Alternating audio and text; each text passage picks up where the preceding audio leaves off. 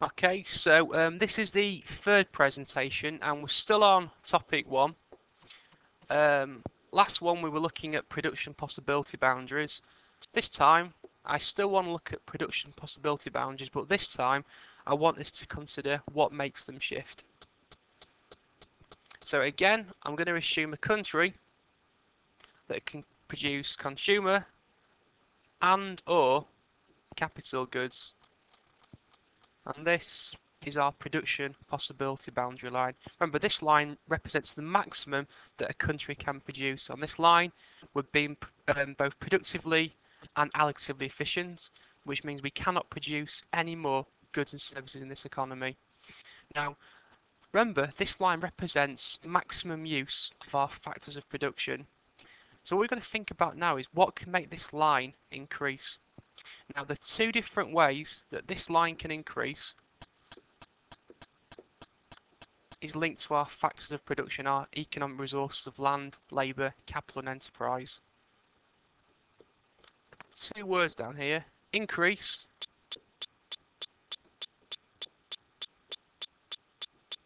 and improvement.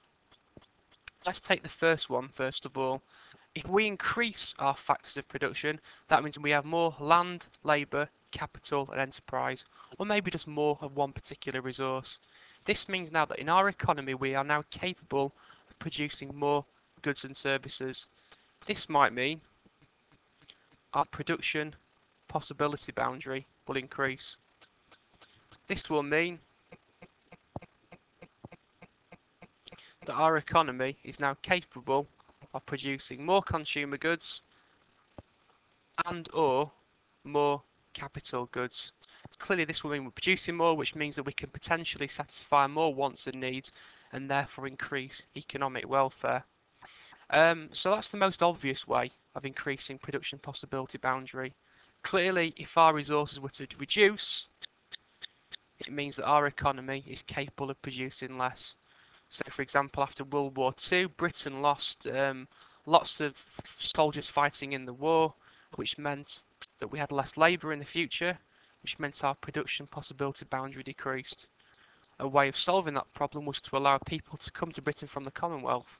More Indians, Pakistanis, Caribbeans, Bangladeshis, people from parts of Africa flooded into Britain, increased our labour, which meant again our production possibility boundary increased.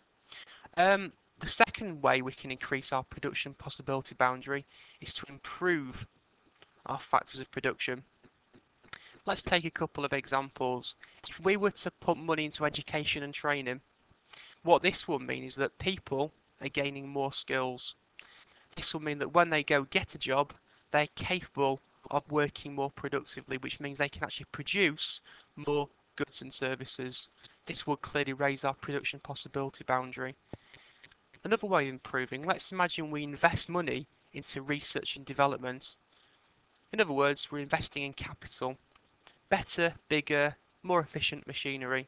If we do this, then again we're capable of producing more, which would increase our production possibility boundary.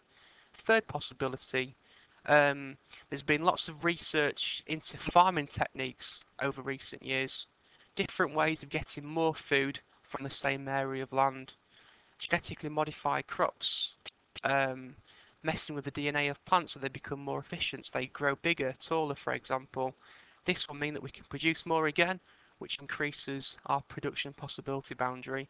Clearly if we lose skills, resources become less efficient, which means that our production possibility boundary would again decrease. Now very quickly before we end this topic, let's consider what else can happen here. I'm just going to draw two more production possibility boundary diagrams. Again, I'm assuming we're looking at consumer and capital goods. Again, the PPB represents the maximum that we can do. Let's imagine we have this change. We can see here that our PPB is increased, but this time it's increased more favourably for capital goods. Let's give you another possibility. Let's imagine this happens. This diagram We're increasing what we can do consumer good wise, but very little change in capital goods.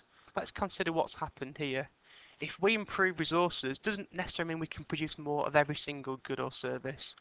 If all of our investments, our training and education go into producing more capital goods, clearly this will favour capital goods more than consumer goods. Conversely, more factors of production coming into the country in favour of consumer goods will mean this increases dramatically, but will lead to a very small change in capital goods. Linked to this improvement of factors of production, I want to bring in two more important concepts. Specialization and division of labour. Okay, let's take the first one first of all, specialization. This is one fantastic way of increasing your production possibility boundary.